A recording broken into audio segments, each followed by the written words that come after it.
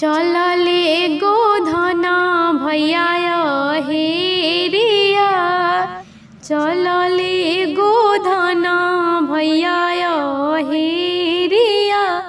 खोरली चा बहिना देली आशीष होना, खोरली चा बहिना देली आशीष होना। जिया सुए मोरा भैया, जिया भैया लाख बरिस होना। जिया सुए मोरा भैया, जिया भैया लाख बरिस होना।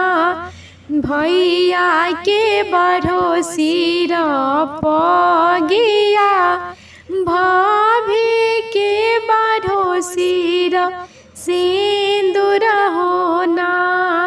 भैया के बढ़ो सिर पगिया, भाभी के बढ़ो सिर सिंदूर होना। चलले कृष्णा भैया हेरिया, चलले बलराम भैया हेरिया।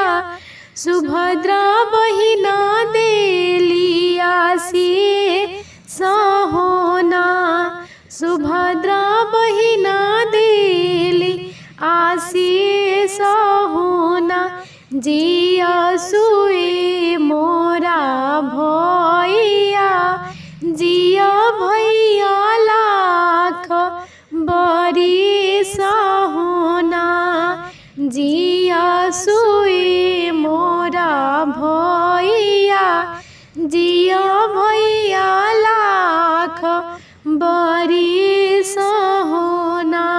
भैया के बरो सिर पगिया, भाभी के बरो सिर सिंदूर होना।